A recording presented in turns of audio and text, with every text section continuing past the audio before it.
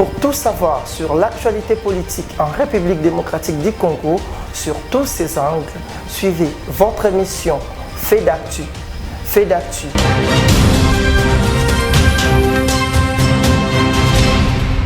Salut chers téléspectateurs de Centrale Télévision et bienvenue à votre émission Fait d'actu, votre émission d'actualité générale en République démocratique du Congo. Aujourd'hui, nous sommes avec M. Eric Boukoula, membre de l'Union pour la démocratie et le progrès social, l'IDPS. Bonsoir M. Eric. Bonsoir mon frère, merci pour l'invitation, je vais bien, je vais très bien. Merci pour l'invitation, merci à la chaîne Centrale TV.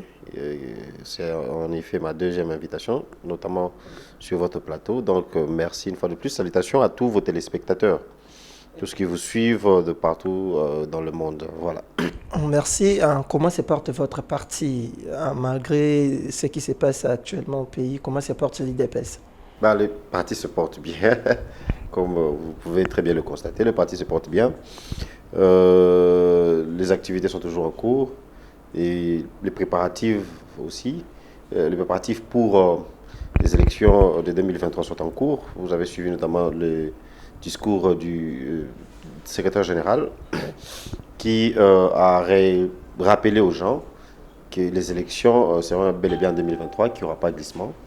Et donc au niveau de l'UDPS, on a fuité les armes pour se préparer évidemment pour cette échéance électorale. Et puis, d'une manière générale, comment se porte la République démocratique du Congo aujourd'hui, 3 ans presque après la prise du pouvoir du président Félix-Antoine Tshisekedi? Comment se porte le pays? Le pays est en train de sortir tant bien que mal de ces gouffres dans lesquels le pays avait été enfoncé pendant les 18 ans d'un régime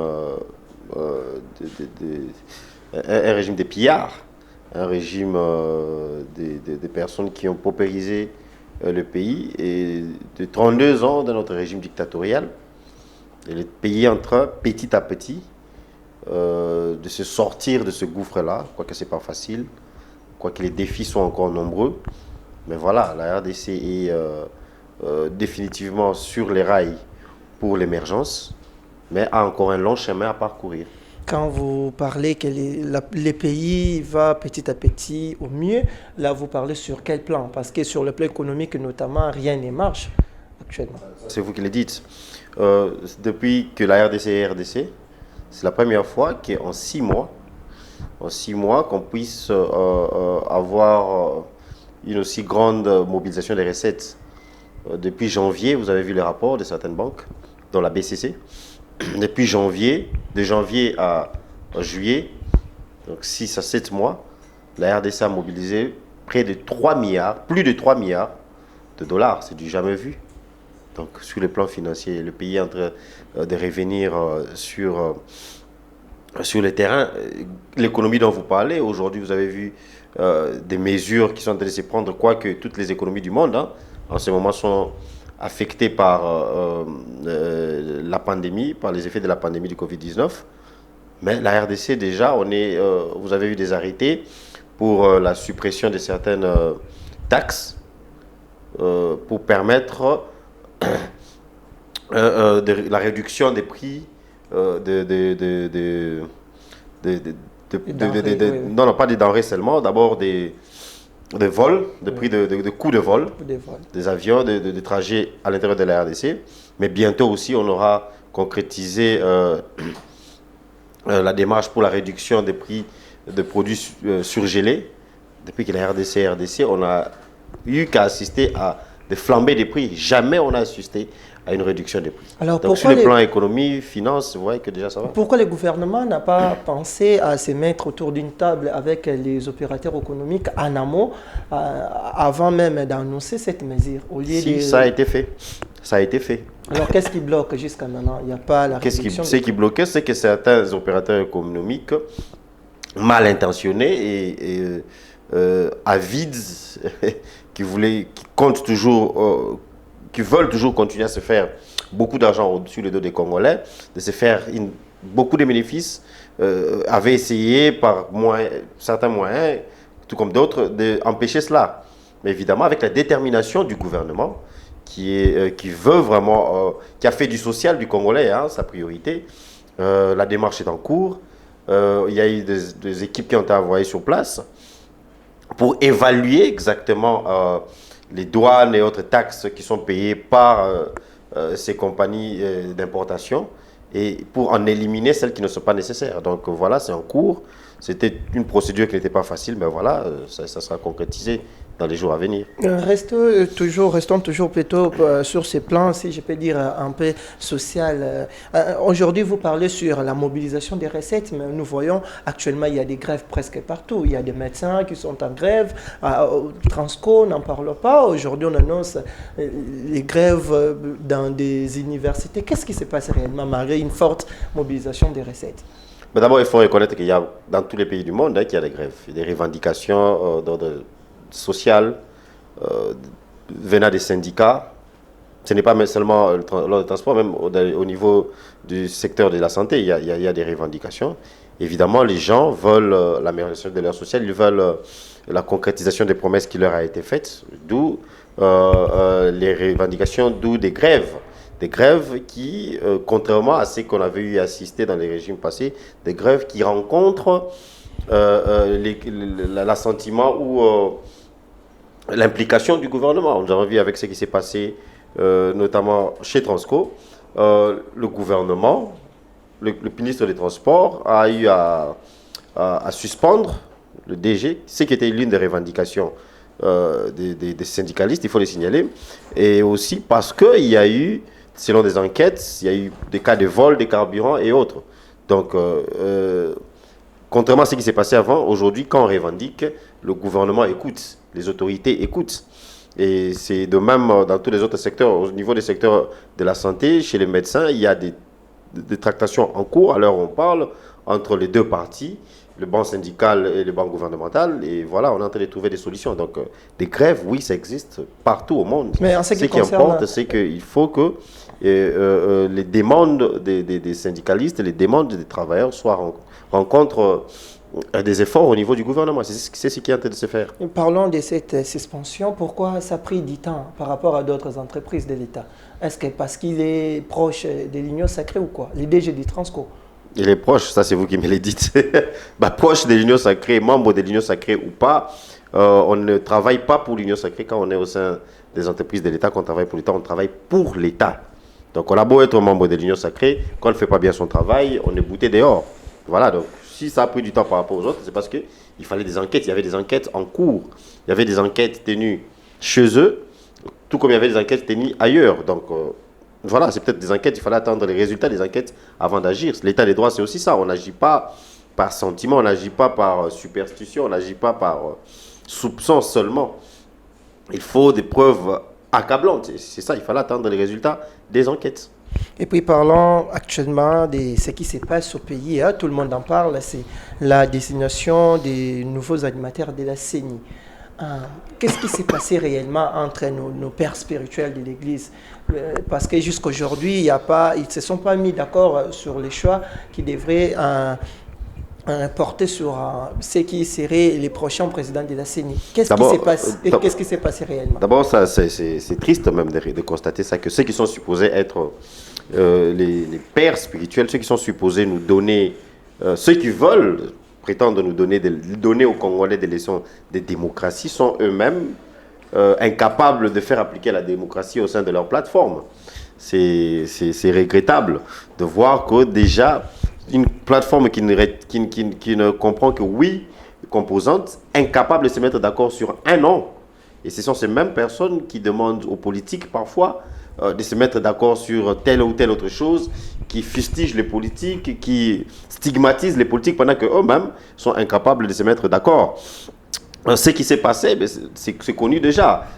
Il y avait la plateforme Confession religieuse a 2 membres au sein du nouveau bureau de la CENI. Selon la nouvelle loi organique de la CENI. 2 membres, dont le président de la CENI, de la centrale électorale. Alors, il fallait, selon le programme ou le calendrier fixé par l'Assemblée nationale, il y avait des dates données pour remettre le nom des délégués. que ce soit au sein des confessions religieuses ou ailleurs. Alors, au sein des confessions religieuses, ils ont eu à travailler sur ça, et comme les demande leur charte dans l'article 17, il fallait qui privilégie le consensus, hein, chez eux, c'est d'abord le consensus. Mais en cas d'échec des consensus, il y a les élections. Et apparemment, ils n'ont pas trouvé de consensus. Ils n'ont pas trouvé de consensus pour les différents candidats. Et il fallait passer aux élections. Arrivé aux élections, il y a eu un candidat qui a été élu par 6 confessions, qui a reçu 6 voix. C'est le candidat Denis Kadima. Mais on s'est rendu compte qu'après ça, il y a certaines confessions qui ne voulaient pas respecter la voix de la majorité, qui ne voulaient pas respecter leur charte. Alors, l'Église catholique, qui du coup vient, l'Église catholique et l'Église protestante, hein, qui s'est dit ne pas être d'accord, affirmant que M. Denis Kadima est proche du pouvoir. Et jusqu'aujourd'hui, à l'heure où je vous parle, l'Église catholique n'a pas été capable de prouver cette proximité. De quelle proximité on parle? Proximité politique, proximité religieuse, clanique, on ne sait pas. Personne n'a été capable de prouver au sein de l'Église catholique, tout comme au sein de l'Église protestante, que M. Denis Kadima est proche du pouvoir. Sinon, son nom. Donc on a compris qu'en absence de toute autre preuve, l'Église catholique s'est basée sur son nom, sur son ethnie. M. Kadima, c'est rien Moulouba, parce que je n'ai pas vérifié sa tribu, mais à entendre les uns et les autres, on a compris que c'est sur ça que l'Église catholique se base. Mais attendez, n'est-ce pas là de la discrimination? Notre constitution interdit qu'une personne soit privée de certains droits à cause de son appartenance ethnique. Donc nos pères, les princes de l'Église, se sont montrés champions en discrimination. Et aujourd'hui, juste avant que je ne puisse être reçu dans votre émission, il y a un frère, en fait j'ai lu sur la toile, un de vos confrères de la presse écrite qui publie un article qui disait que M. Denis Kadima a eu à prêter ses services à la présidence. Et nombreux se sont dit que voilà la preuve qu'on attendait pour montrer le rapprochement entre M. Denis Kadima et le chef de l'État. Et pourtant, quand vous allez de plus près, vous découvrez que M. Denis Kadima a prêté ses services à la présidence, mais a été recruté par les Nations Unies à travers son programme, le PNUD, Programme des Nations Unies pour le développement. Donc en tant qu'expert, il a travaillé, il a été assigné à la présidence en RDC pour un temps, tout comme le PNUD l'avait assigné une fois en Tunisie, parce qu'il a eu à parcourir plusieurs pays. Il a eu à prendre part à 80 processus électoraux dans le monde. Et comme je l'ai dit, cela s'est prouvé n'est même pas être une preuve, parce que au moment où je vous parle, juste un exemple en passant, vous avez notre frère de la Mouka, oui, qui s'appelle Steve Kivuata. Oui. Il travaille à l'IGF, qui est attaché à la présidence. Direz-vous pour autant qu'il est proche du chef de l'État? Pas du tout. Donc vous vous rendez compte que finalement, on cherche des preuves ça et là, on cherche des poux sur la tête d'un chauve. Il n'y a aucun lien jusque-là, aucune preuve qui démontre un certain rapprochement. Or ici, on devait parler des rapprochements politiques. C'est de ça qu'on devait parler ici. Il n'y a aucun rapprochement politique. Par contre, vous avez des candidats qui ont été alignés par l'Église catholique, comme M. Cyril Ebotoko, qui a été candidat de la Mouka en 2018. Vous avez le candidat aligné par l'armée du salut, l'honorable Roger Bimoala, qui a été soutenu par l'Église catholique après que Ebotoko ait été déclassé. Monsieur Roger Bimoala est aujourd'hui député provincial. D'une mosaïque du PPRD. Ben voilà, c'est ça ce qu'on appelle rapprochement politique. Parce que selon leurs lois, selon leurs chartes, on juge une personne être proche d'un parti politique quand cette personne a occupé de postes, que ce soit au niveau provincial, que ce soit au niveau national, dans un parti politique ou dans un organe de la société civile affilié ou allié à un parti politique. Nous avons des preuves comme ça avec M. Cyril Ebotoko, nous avons des preuves comme ça avec M. Roger Bimoala, qui ont pourtant été soutenus par l'Église catholique. Mais dans le cas de M. Denis Kadima, aucune preuve, aucun rapprochement avéré. Est-ce qu'aujourd'hui, vous ne pensez pas que nous sommes retombés à ce qu'on a décrié hier avec Ronsard Manunda? Non, avec M. Ronsard, c'était différent. M. Ronsard était... Qu'est-ce qui a changé aujourd'hui? M. Ronsard Malonda Malonda était le secrétaire exécutif de la CENI dirigée par M. Corneille Nangaa. Nous savons tous les élections, les résultats des élections. Mais vous avez gagné la présidence avec... Gagner, oui, avec mais les élections... gagner ne signifie pas que ces élections n'avaient pas été contestées ou bâclées. Mais ce qui choque aujourd'hui, c'est que vous, l'IDPS, hier, vous avez soutenu la démarche de l'Église catholique contre Ronsard Malonda. Oui, mais c'est ce que je suis en train de vous expliquer. Moi, personnellement, j'ai eu à marcher, j'ai eu à mobiliser des gens contre M. Ronsard Malonda. Parce qu'il était dans l'équipe de M. Corneille Nangaa. M. Corneille Nangaa qui nous a produit des élections chaotiques. Nous sommes tous d'accord, que ce soit nous, que ce soit l'opposition, que ce soit l'Église catholique aujourd'hui, tout le monde est d'accord que les élections de 2018 étaient chaotiques. Mais comment on peut nous ramener un monsieur comme ça, qui était numéro 1 au niveau de l'administration, donc les secrétaires exécutifs de la CENI, on voulait nous les ramener comme président de la CENI, mais c'est ramener la même équipe. C'est pour ça qu'on a refusé M. Ronsard Malonda.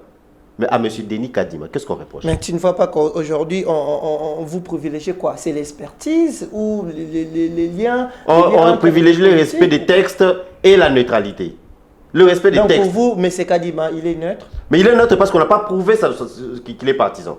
Personne n'a pu prouver. Mais on parle de la corruption, on parle des jeeps, de l'argent. Mais cette histoire de corruption, vous êtes de la presse. Et d'ailleurs, vous avez soulevé un bon sujet.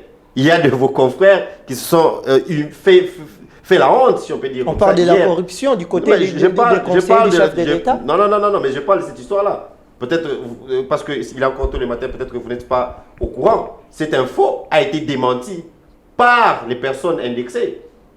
On a parlé de Transparency International. Et la personne citée, c'était Mme Nadège Buquet, qui aurait parlé de cette histoire de corruption. Mme Nadège Buquet a réagi et a intimé l'ordre à certains de vos confrères qui avaient publié cela de retirer leur publication parce que c'était faux. Et quand vous allez dans les sites, vous êtes journaliste, vous faites des recherches, quand vous allez dans les sites de Transparency, il n'y a rien de tel. L'ICOCO qui représente Transparency International ici à RDC a démenti cela chez vos frères du Top Congo. Donc c'était de l'information fabriquée de toutes pièces. C'était ce qu'on appelle du fake news. Publié par qui? Par votre confrère Peter Tiani. Et on le sait, il est proche de M. Moïse Katumbi. Publié par qui? Par votre confrère Jean-Pierre Kayembe. On le sait, il est proche du PPRD. Il est d'ailleurs l'attaché de presse de Mme Olive Lembe. Vous voyez un peu comment vous, la presse, du coup, vous devenez instrumentalisé. La presse n'est plus neutre, on ne vérifie même plus les informations. Et vos confrères dont je parle, M. Peter Tiani, vous pouvez vérifier sur son compte, il s'est même excusé, reconnaissant qu'il avait commis une erreur. Mais une telle erreur peut être commise par un journaliste chevronné tel que lui. Donc il n'a même pas eu le temps d'aller vérifier son information. Donc l'information de Jeep est fausse, a été démentie par Transparency International à travers Mme Nadège Buquet, a été démentie par l'ICOCO qui représente Transparency ici en RDC et a été démentie finalement par eux-mêmes, ces journalistes. Donc il n'y a pas de cas de corruption, c'était une tentative de manipulation qui a échoué. Mais Céric, aujourd'hui, qu'est-ce qui va arriver? Parce que vous voyez, même au sein du FCC, le FCC a refusé d'envoyer les noms de ses délégués à la CENI. Vous, à l'Union Sacrée, même l'ensemble de Moïse Katumbi a refusé. J'ai aussi un communiqué de l'Union pour la Nation de l'honorable Vital Kamere. Donc, qu'est-ce qui va arriver maintenant? Qu'est-ce qui va arriver en ce qui concerne la nomination des nouveaux dirigeants? Ces plateformes ont le devoir, ont accepté de porter cette charge-là de présenter des candidats ou des personnes à des postes. Aujourd'hui, s'ils ne remplissent pas leur devoir, ces personnes-là ou ces plateformes-là auront failli le peuple congolais. Il y aura des moyens de trouver, bien sûr, pour les contourner. Au sein de l'Union Sacrée, par exemple, si Ensemble ne veut pas présenter des candidats, il y a d'autres composantes au sein de l'Union Sacrée. On parle aussi des transfiches de l'FCC qui c'est ça que je dis, il y a beaucoup, je ne sais pas quelle transfiche vous parlez, mais si il y a plusieurs plateformes au sein de l'Union Sacrée. Si ceux qui devraient le faire ne veulent pas le faire, d'autres personnes feront ces boulots-là. C'est comme on a eu les cas au sein de l'Église, des confessions religieuses. L'Église catholique n'a pas voulu le faire, les autres se sont pris en charge et ont fait leur travail. Donc il y aura toujours des patriotes, il y aura des Congolais qui vont faire un effort, qui vont essayer de remplir leurs devoirs parce que on ne doit pas essayer de conduire les gens vers un glissement. Et si aujourd'hui, glissement il y avait, est-ce que ces personnes-là vont reconnaître leurs responsabilités? Non. Donc moi, je pense que les Congolais vont se surpasser. Il y aura des sursauts patriotiques, je m'excuse, dans les chefs des uns et des autres, et on aura des candidats, on aura des personnes désignées pour remplir les différents On aura des postes. candidats, mais on demande tous ces partis cités, on demande un consensus. Oui, le consensus, c'est l'idéal. Mais dans les différentes plateformes, dans les différentes composantes, différentes chartes trouvent un moyen au cas où il n'y a pas de consensus. Le consensus a toujours été l'idéal. Mais il faut savoir que le consensus n'aboutit pas toujours. Apparemment, l'UDPS aujourd'hui, vous êtes resté seul de votre côté face à tout le monde. Pas du tout. Seul face à qui? Au sein même de l'Union sacrée, il y a un ensemble qui se retire sur la destination d'urgence de la CENI, l'INC de Vital L'UNC, d'ailleurs, l'UNC a même... L'UNC ne s'est pas retiré. L'UNC a, dans un communiqué, rappelé ou insisté qu'ils vont présenter leurs membres. Ils vont présenter leurs candidats pour différentes positions parce que l'opposition, la majorité politique, la majorité parlementaire a six membres au sein du bureau. Donc l'UNC a réitéré sa volonté de présenter ses membres. Donc on n'est pas seul. Si Ensemble ne veut pas, au sein d'Ensemble déjà il y a division. Donc moi je me dis que au final il y aura des membres qui seront représentés. C'est comme aujourd'hui. Vous avez parlé de confessions religieuses. Il y avait des promotions de confessions religieuses. Mais aujourd'hui un PV a été déposé avec le nom de 2 membres qui sera lu aujourd'hui et traité aujourd'hui à la plénière à l'Assemblée nationale. Donc il y aura toujours un moyen. Il y aura le sursaut patriotique dans le chef des uns et des autres et on va contourner ceux qui veulent retarder le processus électoral, ceux qui veulent retarder l'avancement de ce pays. Toujours en rapport avec tout ce qui se passe en Bujimaï, on nous signale la profanation de plus de 13 églises catholiques par, on ne sait pas jusqu'à maintenant, on ne sait pas identifier si c'était les militants de quel parti politique. Que pouvons-nous dire, vous personnellement d'abord, en tant que chrétien plutôt, que pensez-vous par rapport à cette situation? D'abord, en tant que chrétien ou en tant que Congolais, je condamne la profanation des églises. Là, on est d'accord. Aucune revendication politique ou sociale soit-elle ne peut conduire à ce genre d'agissement. Profanation de l'église catholique ou vandalisme de manière générale. Par contre, ce que je condamne aussi, c'est cette tentative de politisation de cette histoire de profanation. D'ailleurs, juste avant que nous commencions l'émission, j'ai lu un article qui parle de l'évêque de Mbujimaï, qui s'étonne de la politisation de cette profanation. La profanation a eu lieu depuis avril. C'est lui qui a présenté le rapport. C'est lui qui a dénoncé. C'est depuis avril. Or, en avril, nous n'avions pas ces débats de présidence de la CENI. Donc, c'est quelque chose qui tient place depuis longtemps. Alors qu'il s'est dit étonné qu'à Kinshasa, ici, certains politiques populistes essayent de rattacher cela à ce qui se passe au niveau de la CENI.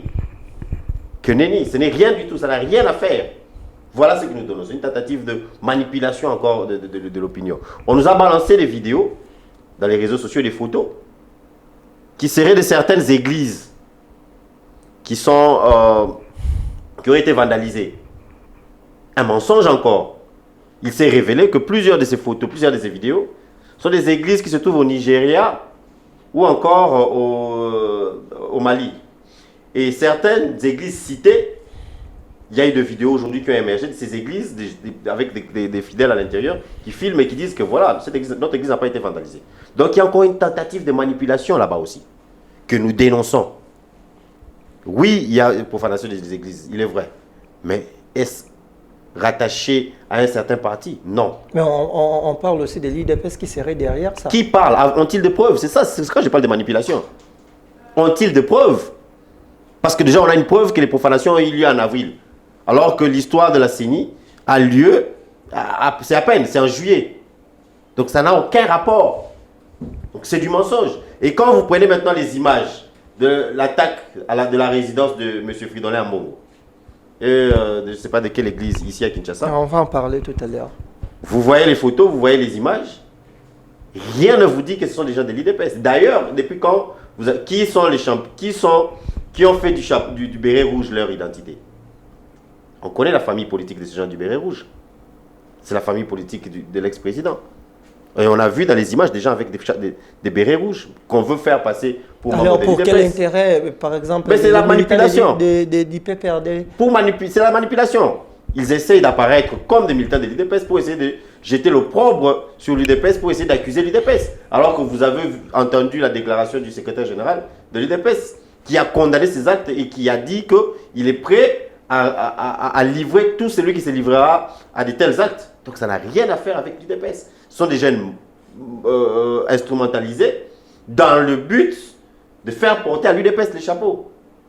On ne va pas appeler ça des bonnes guerres, c'est de la mauvaise politique, c'est de la manipulation. Et les Congolais doivent ouvrir les yeux et comprendre cela. Mais pourquoi aller jusqu'à attaquer l'archevêché de Kinshasa?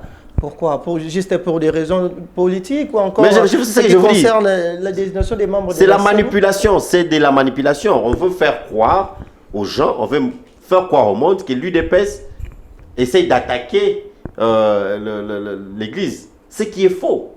Donc que ce soit ici à Kinshasa, que ce soit à Mbujimayi, ça n'a rien à faire avec l'UDPS. C'est de la manipulation. Et on connaît le PPRD, on connaît la Kabylie, comment ils se sont montrés experts en manipulation. Donc c'est de la manipulation politique. Ce sont des gens à condamner, ce sont des gens à arrêter. Des enquêtes sérieuses doivent être menées pour dénicher les auteurs, pas seulement les auteurs et les commanditaires. Voilà. Mais et mettre la main sur eux. J'avais une question que je l'ai peut-être oubliée. Mais pourquoi vous, l'UDPS, vous soutenez toujours la nomination de M. Kadima? Vous avez vu un communiqué officiel de l'UDPS soutenant M. Denis Kadima? Vous dire, vous, les communicateurs et les membres de l'UDPS, apparemment, vous soutenez parle du respect des textes. Les confessions religieuses. Oui, on parle du respect des textes. On demande aux confessions religieuses de respecter leurs propres textes. Et nous, moi personnellement, je n'ai rien à reprocher à M. Denis Kadima. Je ne vois pas pourquoi on doit retarder les choses alors qu'on a des échéances électorales à respecter. Les élections, c'est dans 2 ans et demi. Et on doit commencer à tourner autour de... Vous vous rappelez qu'on a perdu toute une année dans cette histoire de désignation des acteurs de la CENI. L'histoire de M. Rossard Malonda, c'était l'année passée. Donc on va perdre une autre année comme ça. Et les élections, ça se tiendra quand? La CENI, parce qu'il y a aussi les élections de gouverneurs qui doivent se tenir. Donc on a besoin d'une CENI fonctionnelle. Donc soutenir M. Denis Kadima, je ne pense pas. On ne lui reproche rien. C'est ce que moi je peux dire, on ne lui reproche rien. Et on a besoin d'une CENI qui fonctionne déjà parce que le pays doit avancer. Parlons aussi de cette instabilité dans les différentes provinces de la République. Qu'est-ce qui se passe réellement? Il y a des provinces qu'aujourd'hui, on compte même des gouverneurs à la tête d'une seule province. Qu'est-ce qui se passe aujourd'hui avec l'avènement de l'Union sacrée et puis du président actuel? Non, mais ça fait montre de l'immaturité de la classe politique actuelle. Les politiques actuelles sont facilement manipulables eux-mêmes. Ils se livrent facilement au biais vert. Ils sont là pas comme d'hommes d'État, mais comme des gens qui veulent se faire de l'argent, qui veulent... voilà. Donc à chaque fois qu'on on est en crise, à chaque fois qu'on manque un peu d'argent, à chaque fois qu'on a besoin d'argent, on vient avec une motion. Des motions alimentaires, par-ci, par-là. Donc ça pourra... C'est aussi... Bon, c'est dans le processus de maturation de toute une nation, hein. Vous savez, nous sommes qu'il y a des pays qui connaissent le processus démocratique, des pays qui se disent démocratiques depuis des décennies. Nous, c'est à peine. Donc, nous sommes encore dans le processus de devoir comprendre certaines choses. Donc, je pense qu'avec les temps, nous allons mettre des garde-fous. On va voter de lois, on va, même au niveau, au niveau réglementaire, c'est-à-dire au niveau du règlement de l'intérieur de ces différentes assemblées provinciales, il faudra des règles pour essayer d'éviter cela, parce qu'au final, ça déstabilise, comme vous l'avez dit, ça déstabilise les institutions provinciales. Mais qui en sont auteurs? Ce sont les députés que nous avons élus, qui à chaque fois veulent de l'argent, à chaque fois qu'ils ont besoin de ceci, à chaque fois qu'ils ont besoin d'un poste, ils viennent avec une motion, ils viennent avec ceci, ils viennent avec cela. Et voilà, alors, vous ne pensez pas que ça serait aussi mieux désormais de voter les gouverneurs par les souverains primaires eux-mêmes? Je crois que le chef de l'État passer par les députés provinciaux. Je pense que le chef de l'État avait parlé de cela. Il avait parlé des réformes qu'il compte apporter au niveau des élections, du processus électoral au pays en général. Ouais. Oui, pourquoi pas? Pourquoi pas? Parce que de toute façon, nous avons compris que même dans leur désignation, il y a un sérieux problème. On désigne des députés on désigne on vote des gouverneurs les plus offrants. Oui, oui. Et parfois, ils se révèlent être pas forcément les plus compétents. Et c'est comme ça que nous avons des résultats par-ci, par-là. Donc, s'il faut aller au suffrage universel, moi, je pense que c'est aussi une idée. Pourquoi pas? Mesdames et messieurs, vous suivez votre émission Fait d'actu. Aujourd'hui, nous recevons pour vous M. Eric Boukoula.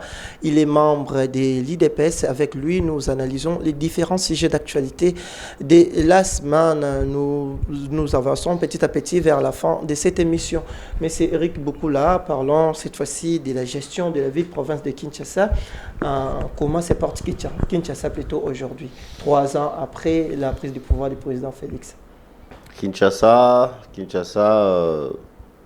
les embouteillages n'en finissent pas. L'insécurité n'en finit pas.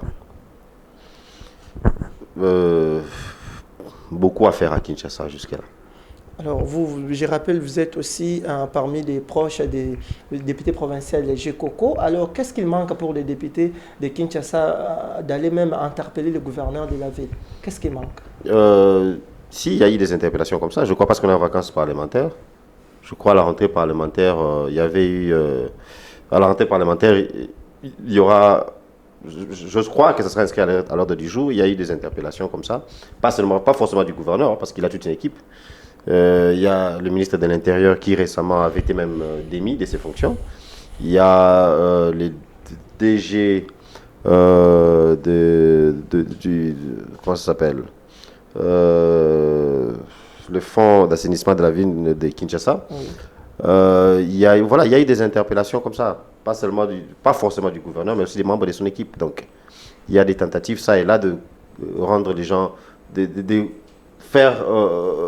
rapporter les personnes qui sont supposées porter cette responsabilité-là. Donc, il y a des efforts comme ça au niveau de l'Assemblée provinciale, si c'est ça la question. Surtout en ce qui concerne la réhabilitation ou la construction du nouveau marché, les grands marchés de là-bas aux Andes. Qu'est-ce qui se passe? Apparemment, rien n'a été fait jusqu'à aujourd'hui. Exactement. Et nous le déplorons, c'est là aussi, parce que je l'ai toujours dit, ce marché-là, c'est l'un des, si pas le plus grand marché en RDC. C'est un marché... ce marché sert de gagne-pain à plusieurs familles, à des milliers de familles ici dans la ville-province de Kinshasa. Et aujourd'hui, privé de ces gagne-pains, c'est vrai, il fallait réhabiliter ce marché-là. Il fallait peut-être même le reconstruire. Il fallait le faire très vite. Là, on commence à aller déjà... c'est déjà presque une année que le marché est dans cet état-là. Alors, on a lieu de se poser des questions. Qu'est-ce qui se passe? En tout cas, nous interpellons les autorités impliquées dans cette histoire à faire... un effort pour que des solutions soient trouvées. Parce qu'on ne peut pas continuer dans cet état-là. Et le chef de l'État aussi, notamment, il doit comprendre que son bilan, que l'histoire du marché sera aussi rattachée à son bilan. Oui, oui. Donc il faudra des pressions au niveau de partout pour que les travaux puissent commencer au plus vite et être achevés au plus vite. Nous avons vu une maquette venir ici. Mais jusque-là, apparemment, sur le terrain, rien n'a commencé. Alors, ce n'est pas ça la bonne gouvernance que prône le chef de l'État. Donc, il faudra que ceux qui sont en charge de cette histoire se mettent à pied d'œuvre, se mettent au travail pour finalement nous donner un marché digne de ce nom et que les Congolais puissent, les marchands, les commerçants congolais puissent retrouver leur gagne-pain. Alors, s'il y avait des propositions à faire au gouverneur de la ville-province de Kinshasa à la prochaine rentrée parlementaire, quelles seraient vos propositions? Des propositions, elles se font sur base de la connaissance de ce qui se passe. Donc, s'il faudra l'interpeller, si peut-être pas lui, mais en tout cas les personnes en charge, qu'elles viennent expliquer d'abord qu'est-ce qui bloque. C'est sur base de cela que nous allons faire des recommandations. Mais en tout cas, si recommandations je peux faire maintenant, je demanderai au gouverneur de mobiliser toute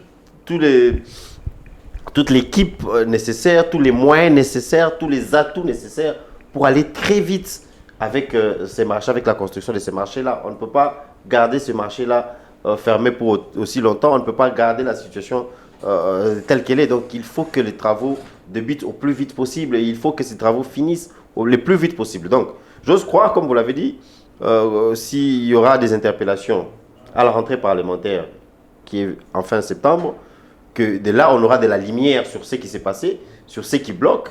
Et ainsi, on pourra trouver des solutions pour aller très vite dans cette histoire. Selon vous, personnellement, est-ce que l'opération Kin Bopeto avance normalement ou il y a beaucoup de lacunes concernant cette opération? Il y a des lacunes, certes, quoique il y a quelques points à féliciter. Notamment, j'ai vu l'installation de poubelles ça et là. Et il faut aussi signaler qu'il y a maintenant, le gouvernement central débloque maintenant 2 millions de dollars chaque mois pour l'assainissement de la ville de Kinshasa. Je ne vois plus de montagnes d'immondices, comme ça avait souvent été le cas. C'est un point positif, mais il y a beaucoup à faire. Il y a des caniveaux à curer. Il y a beaucoup à faire. Kin Bopeto, ce n'est pas seulement l'assainissement, c'est aussi les lumières publiques. J'ai vu ça et là des lumières installées, mais il y a beaucoup à faire aussi. Il y a beaucoup de coins de la capitale qui restent dans le noir. Donc voilà, il y a des points positifs, mais il y a encore beaucoup à faire. Et alors, s'il y en avait une interpellation ou un message à lancer à l'ensemble des politiques congolais pendant cette période, quel serait votre message? Nos pères, c'est-à-dire nos aïeux, le père de l'indépendance, le père de l'unité, ceux qui nous ont précédés, ont, c'est vrai, échoué dans beaucoup de choses, notamment dans les sorts économiques, dans les sorts politiques même. Mais ils ont été capables de garder ce pays uni. Ils ont été capables de faire échec à la balkanisation de la RDC. Et ce n'est pas pour que nous, aujourd'hui, nous puissions redonner de la chance à ce danger-là.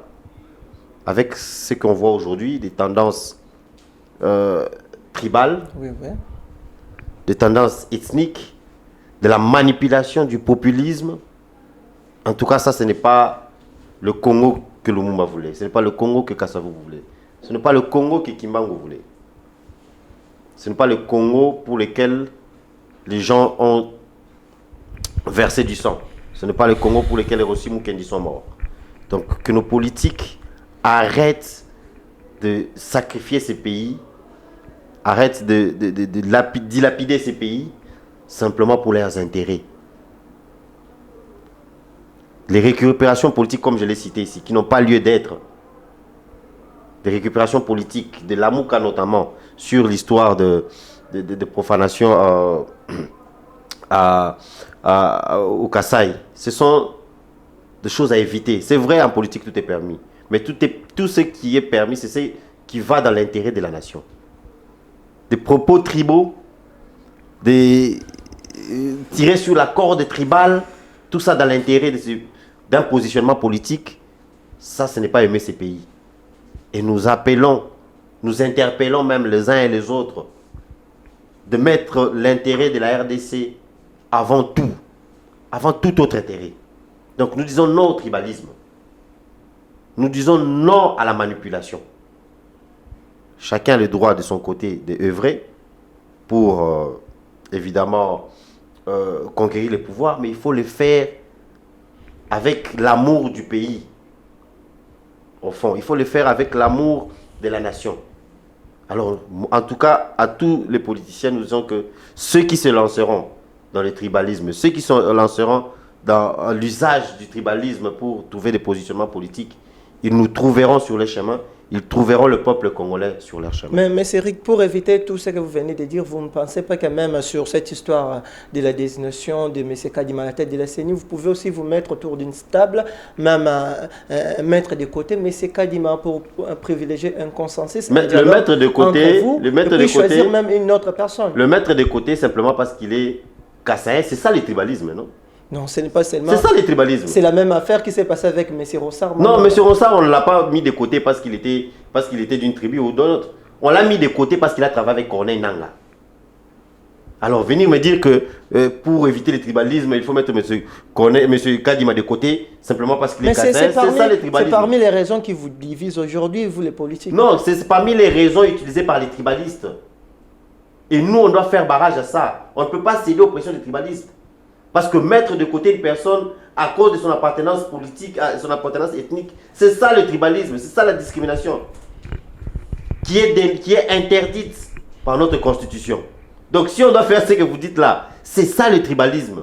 Et nous qui disons non au tribalisme, nous disons que ce qui importe pour la désignation d'un président de la CENI, c'est d'abord, comme on a dit, la compétence. On a vu sur le point de compétence, ça va avec M. Kadima, j'ai vu son CV.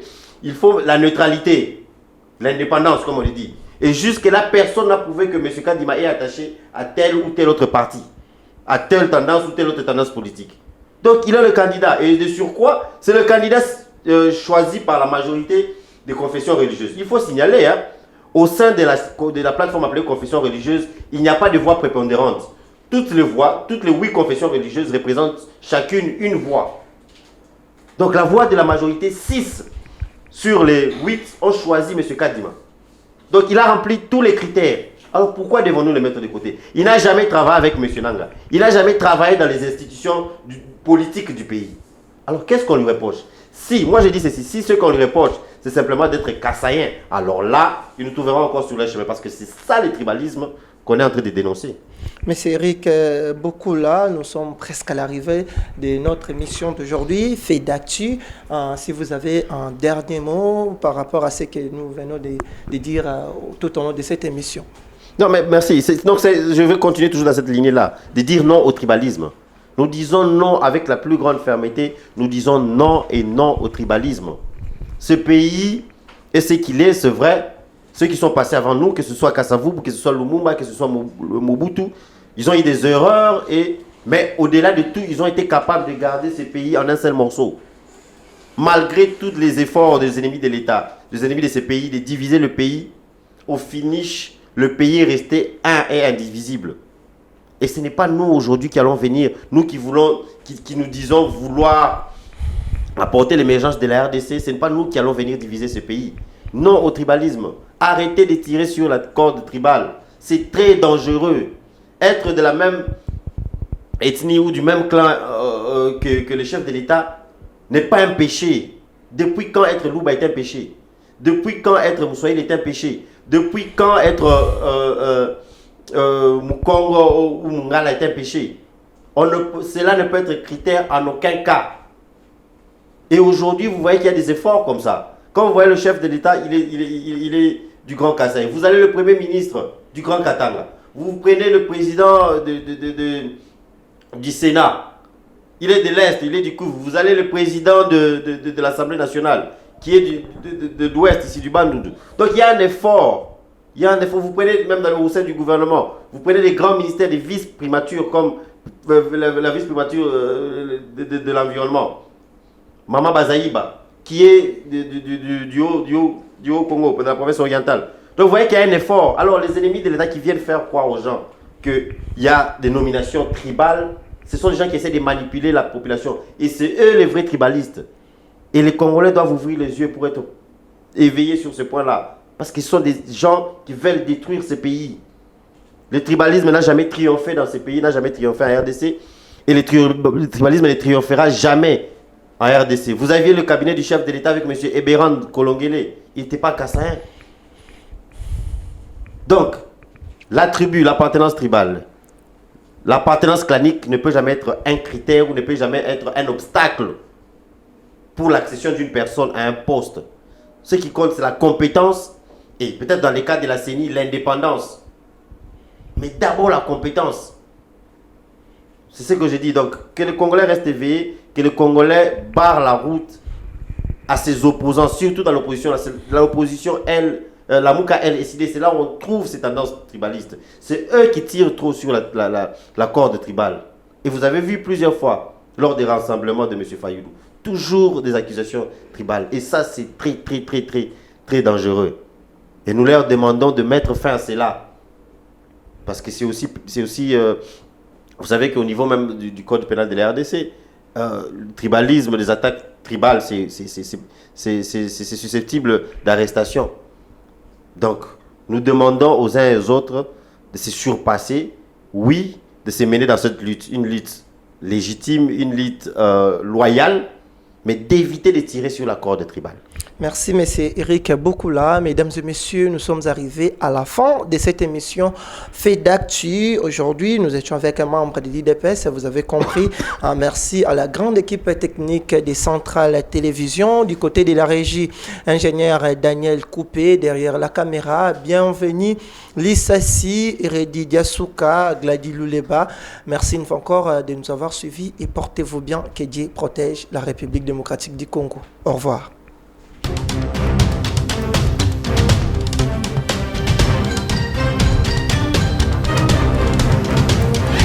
Und